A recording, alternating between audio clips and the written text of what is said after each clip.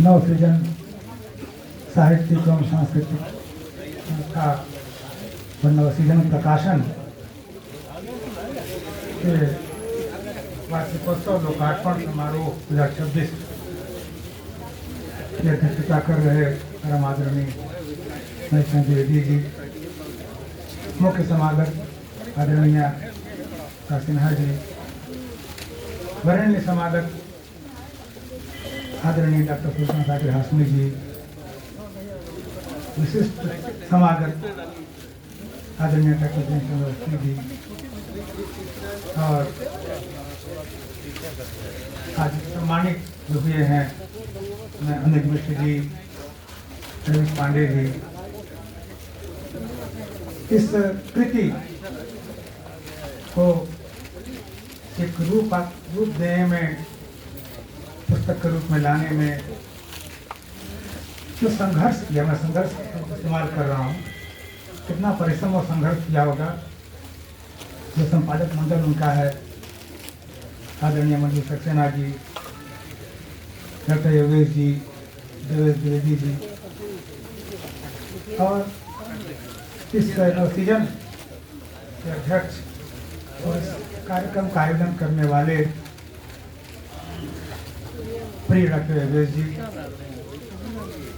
और आप सबको मैं नमन करता हूँ, अभिनंदन करता हूँ। आज मंच की विशेषता ये है कि दो लोग मुख्य हैं मंच पर, बाकी सब वरेण्य हैं, महान, ये दो मुख्य हैं, एक मुख्य वक्ता है, एक मुख्य समागत। तो मैं उसमें भी, उस मुख्य में भी एक असिस्टेंट मुख्य हूँ। तो इस पुस्तक को मैंने पढ़ा है, जब वसंत के फूल खिलेंगे, तो पहली बात तो ये कि वसंत भी है और बसंत भी है। डॉक्टर हरदेव बाहरी के डिक्शनरी में बसंत को भी शामिल कर लिया गया है, आदरणीय सहमत होंगे। हम लोग आदत पड़ी हुई बसंत कहने की, तो अपने उद्बोधन में कहीं अगर बसंत कह दूंगा तो हम कहेगा कि इनको कुछ नहीं आता। हमने सोचे कहा है कि आदत पड़ी हुई बसंत कहने की, तो कहीं के मुँह से बसंत निकल सकता है। तो इसमें, इस कृति में 75 रचनाकारों की रचनाएं हैं, और प्रत्येक की 5-5 रचनाएं हैं। कुल कितने हो गए? 375 रचनाएं। क्या समझिए कि जम्बो साइज बुक है।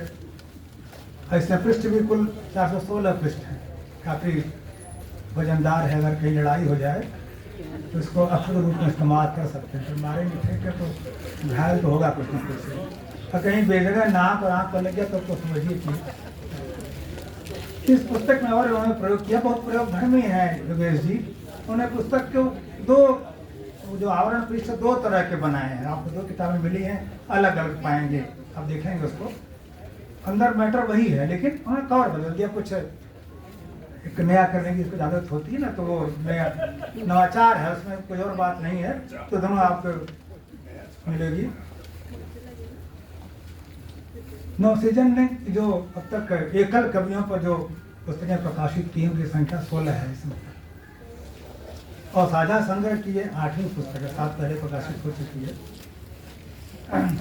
इस पुस्तक पर जो शुभाशंसा लिखा है आदरणीय प्रोफेसर उषा सिन्हा जी ने, उन्होंने कुछ छोड़ा नहीं है। मतलब आपको किताब का पूरा निचोड़ लेना हो तो आप उनका पढ़ लेंगे अगर शुभाशंसा है। शुभाशंसा, लेकिन सब कुछ उसमें पूरी समीक्षा के, जो समीक्षा का विशिष्ट रूप हो सकता है, व्यापक रूप हो सकता है, वो मिलेगा आपको आदरणीय के इसमें संस्था में।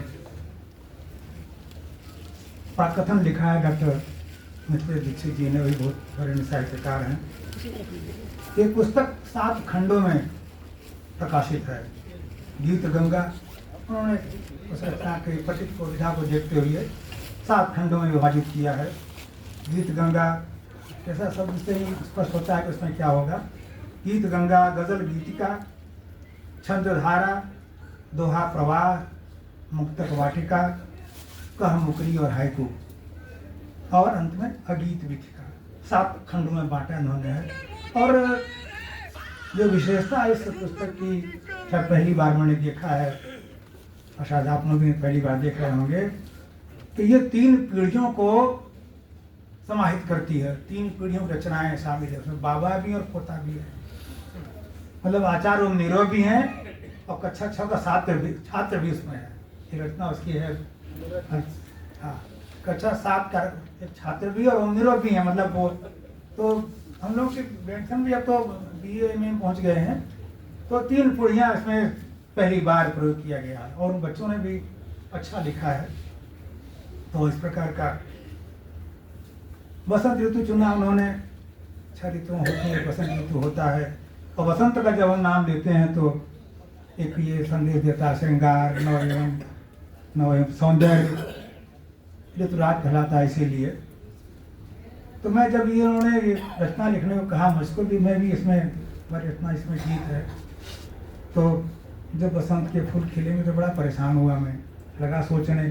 तो कभी जब रचना लिखनी होती है तो उसका वो काफिया रदीफ ढूंढता है ना? समान पदार्थ लगे ढूंढने, क्या क्या हो सकता है। हमने कहा कि धसंत होगा क्या, सुने फसंत होगा क्या, कुछ समझ नहीं आ रहा। तो बताएं, इससे मंदिर जी ने कहा कि अलग दृष्टि होती है, तो हमारी दृष्टि इसी पे गई कि फसंत हो रहा है इसमें, क्या मैं फंसूं कि लिखूं कि ना लिखूं। तो बड़ा हसंत हंसूं, क्या करूं, बड़ा मतलब कठिन लगा कि क्या करूं मैं इसमें, कैसे बाहर निकलूं। मतलब असंत भी होते हैं, संत का उल्टा असंत भी होते हैं। खैर तमाम बात चली तो वो परेशान हुआ, लेकिन खैर कुछ ना कुछ निकल नहीं आया। बहुत परिश्रम करना पड़ा। ऐसे कठिन विषय ले लेते हैं, तुम कहाँ हो, क्या लिखेगा कोई, अब भगवान जाने कितने। तो अब मुझे क्योंकि श्रृंगार को लिखना था, मैं श्रृंगार को लिखता नहीं हूँ। तो श्रृंगार के लिए कोई प्रेम का प्रतीक अवश्य चाहिए। ईश्वर हो यार कोई, आप प्रेम का हो। लगा सोचने, किसी से प्रेम तो किया नहीं ना, किसी ने मुझसे किया। तो मैं छात्र जीवन में गया मैं अपने, तो एक लड़की अच्छी लगती थी मुझको। तो मैं कल्पना बिना किया आप लिख नहीं सकते हैं। आप जो भी लिखते हैं, आप भले कहें कि नहीं नहीं ऐसा नहीं, आपके जरूर जीवन जुड़ा होगा, कुछ भी लिखते हैं आप। तो उसी कल्पना मैंने किया। फिर हमने उसको ढूंढा फेसबुक पर, नाम मुझे याद, और उसका नाम ऐसा था, बहुत नाम मिले, धोखे में औरों को फ्रेंड को भेज दिया उसी नाम से। तो देखा, खोला कि नहीं ये तो नहीं है। लेकिन बहुत हमको भी बहुत एग्जैक्ट चेहरा याद नहीं था। 70 के बाद 50-56 साल हो रहा। तो साहब करते करते खैर मिला मुझे।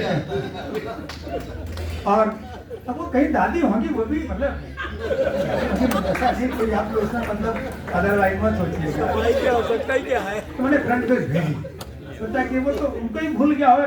अच्छा हम लोग पढ़ते नहीं तब वो, अब मैं बात बिल्कुल थोड़ी दूंगा। हमारी बेटी जैसी बैठी है पूजा, तो बात यहाँ तक बढ़ी थी भाई, उसमें तो था कि बोल नहीं सकते लड़की से किसी हिसाब क्लास में। तो साइंस के स्टूडेंट सब ज़्यादा लड़कियाँ नहीं थी, 8-10 लड़कियाँ थी 80 में। तो ज़्यादा नहीं बोले तो तुरंत दूसरे लड़के मजाक कर लेते। तो अच्छा क्या बात है, उससे बात कर रहे हो, कुछ भी बोला आपने तो इतनी बात लेकिन बढ़ गई थी कि हमने कहा था कल पीली साड़ी पहन के आना। तो आ जाती थी पीली साड़ी पहन करके। जैसे उसने कहा ग्रीन शर्ट पहन के आना, तो मेरे पास ग्रीन शर्ट था ही नहीं। तो जाके कहा हमने ग्रीन शर्ट खरीदना है। क्यों, तुम ग्रीन क्यों खरीदना चाहते हो? खरीदना है बस। तो खरीदवाते तो क्या चीज इतना ही, इसके आगे बात नहीं।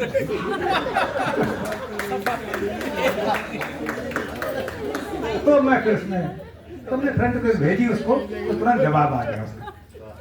जवाब मतलब ये बड़े आश्चर्य की बात है, पता नहीं 50 साल छूटा हुआ साथ उसने।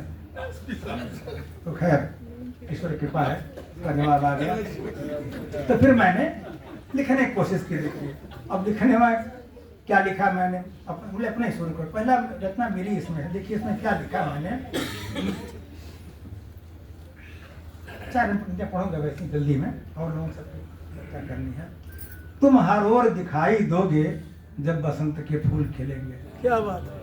पर ये भी सच है तेरी यादों के हमको सूल चुभेंगे। देखिए कहाँ तक बात जा रही है। जब तक जल है तब तक नदिया को तो बहते ही रहना है। ओल्ड एज में तो यही सवाल सोचता है ना कि अब क्या होगा। अब रास्ते में तिवारी जी हम आ रहे थे, हमने कहा कि हम भी मर जाएंगे क्या? हमने कहा ऐसा हो ही नहीं सकता, मर जाऊँ। रास्ते हम लोग कार में आ रहे थे, हम तिवारी वो समझते हैं हमारे जमुना तिवारी।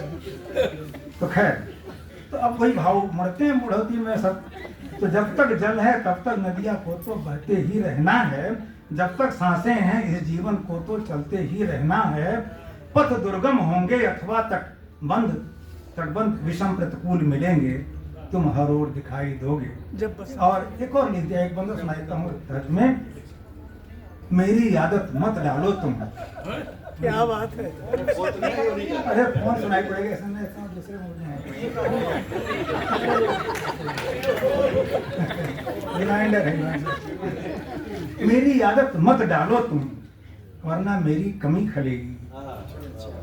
माना वृद्ध न मन तो होगा, सर्वर जी, माना वृद्ध न मन तो होगा, जर्जर लेकिन तन तो होगा। कनेक्ट करिएगा दोनों बातों को, तब आपको अच्छा लगेगा ये पंक्तियां। माना वृद्ध न मन तो होगा, जर्जर लेकिन तन तो होगा, चाहत पर भी बंदिश होगी, जैसे जैसे उम्र ढलेगी, मेरी आदत मत डालो तुम। समय चक्र तो घूमेगा ही, मौसम भी तो बदलेगा ही, अपनी इच्छा सदा सर्वदा नहीं चली है नहीं चलेगी, मेरी आदत। तो देखिए इतना मेहनत करनी पड़ी तब जाकर के पंक्ति आ गई, इतनी मुसीबत में डाल दिया। और आगे वाली इतनी उठा बैठक कराई है मंत्री इन्होंने कि मैं क्या बताऊं। तो मैं सोचता हूँ ऐसे ही तपस्या और लोगों ने की होगी, जितना इसमें है, जो इस तरह की रचनाएं जिन्होंने लिखी है उन्होंने जरूर इतना कुछ ना कुछ जरूर किया होगा। जैसे हमारे आदरणीय तिवारी जी हैं, अभी दो पंक्तियां सुना रहा हूँ, क्या लिखा है उन्होंने। एक तपिश जब भी कभी आती है, जिस्म अंगारा करके जाती है, भगवान जाने क्या है। कुछ पिघलता है मेरी सांसों में, तब कहीं गजल गुनगुनाती है। आंखों से कोई जाम कहीं पी गया था मैं, कदमों में बहकने का असर आज तलक है, साकी की निगाहों का असर क्या बयां करें, लबरेज पियालों में छलक आज तलक है। ईश्वर अच्छा करे आपकी। चंद्रपाल सिंह देखिए प्रधानाचार्य रहे हैं, चंद्रपाल सिंह देखिए मन वृद्धि नहीं होता कभी। लिखते हैं, सजनी मिलने को आतुर लिख भेजेगी संदेश, जब बसंत के फूल खिलेंगे बदलेगा परिवेश। एक वृद्धि कहेंगे रमाशंकर सिंह जी हैं, अच्छा सही। अब देखिए इनकी होशियारी इन्होंने क्या किया। अब जा रहे हैं, किराया नहीं देना चाहते उसका, लिख रहे हैं, प्रिय मुझको भी लिए ले चलो, किराया इसी से जाएंगे। अरे भाई किराया तो कम से दे देते भाई। प्रिय मुझको भी लिए ले चलो, मैं चलूं तुम्हारे साथ। तो ऐसा मत करिएगा।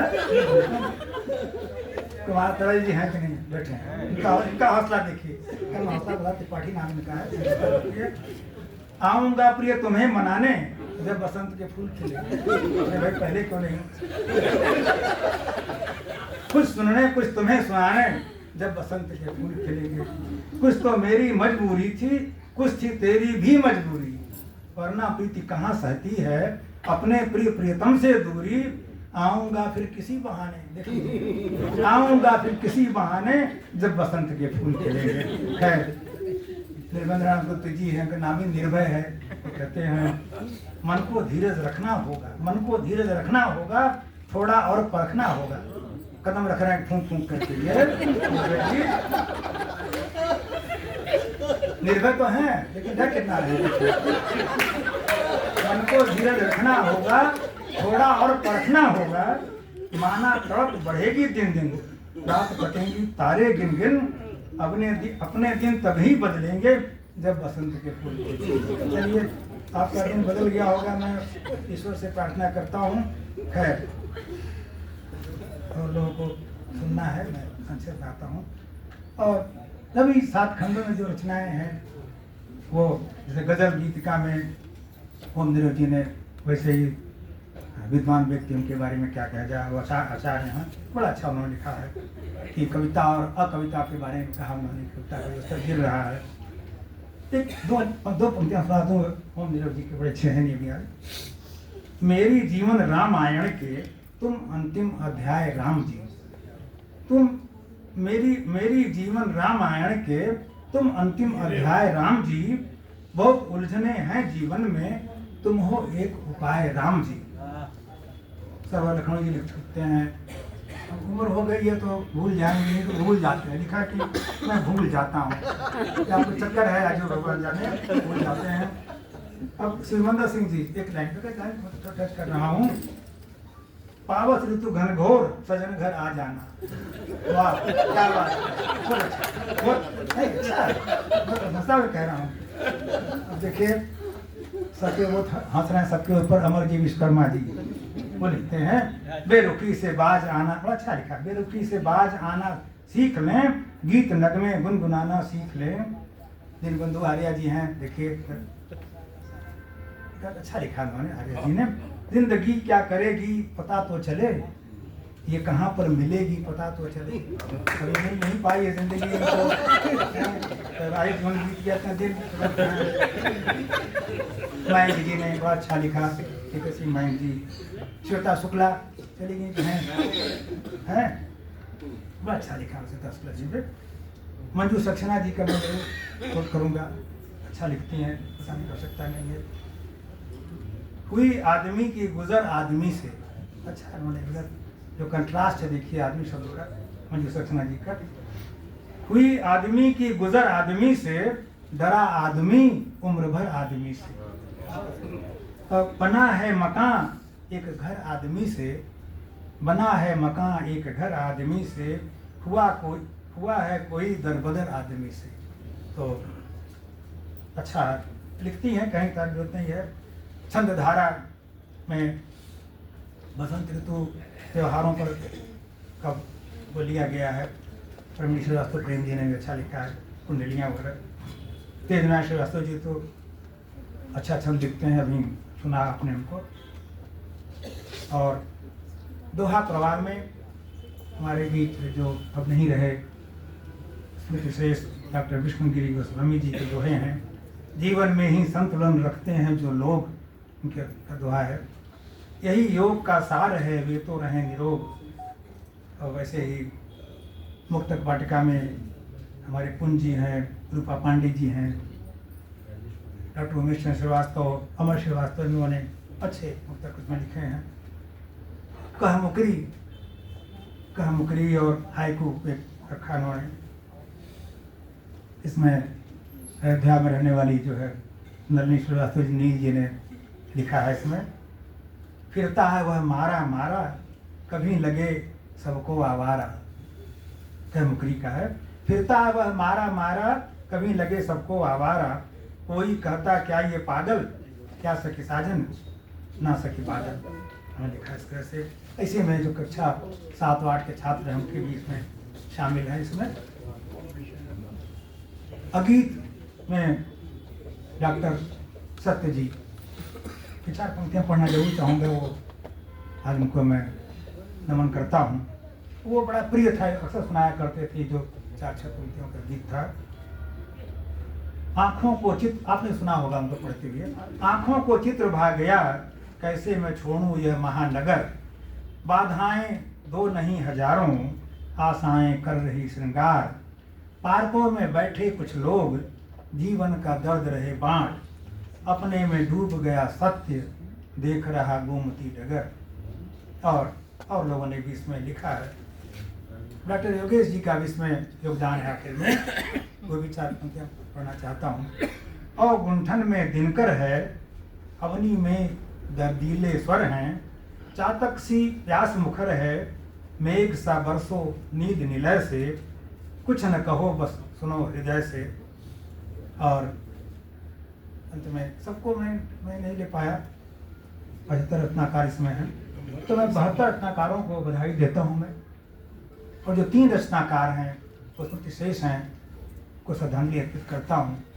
डॉक्टर विश्वगिरी गोस्वामी जी, माया गोस्वामी, शिवा माया गोस्वामी जी और सत्य जी, इन तीनों को। इस पुस्तक के जो संपादक त्रय, जो मंजू सक्सेना जी, देव देवदी जी और योगेश जी, इनको भी मैं बहुत बधाई देता हूँ। साहस का कार्य है। अपनी पुस्तक को लिख देना तो है भी कोई कठिन कार्य, लेकिन इस तरह संकलन करना तो बहुत बड़ा काम आपने किया है और मैं बधाई देता हूँ इसके के लिए। दोहा मंजूषा के लिए मंजूषा सेना की बधाई देता हूँ। इतने काम हुए हैं कि किसकी बधाई छूट न जाए मुझसे, तो लेकिन मैं कोशिश करूँगा। और जो कृति शीर्षक की बधाई देना चाहता हूँ, जिसका विमोचन हुआ कृति शीर्षक का, तुम कहाँ हो, तो एक तो और आप लोग तैयार हो जाइए, तुम कहाँ हो लिखने के लिए। आज से ही आज सम्मानित हुए जो बेटे दीक्षित नहीं आ पाई हैं, आदरणीय महेश द्विवेदी जी, अनिल मिश्र जी, रवीश पांडे जी, बधाई देता हूँ। तो ऑक्सीजन प्रकाशन को भी बधाई देता हूँ कि अभी काफ़ी तेज़ी से आगे बढ़ रहे हैं। उनके वार्षिकोत्सव को बधाई, ऐसे ही वार्षिकोत्सव करते रहें, हम लोग बुलाते रहें और उन्नति करते रहें। और आपने जो धैर्यपूर्वक मुझे सुना है, सबसे बड़ी बात हो, तो आपका भी बहुत बहुत आभार और मुझे अवसर देने के लिए आपका आभार, बहुत बहुत धन्यवाद।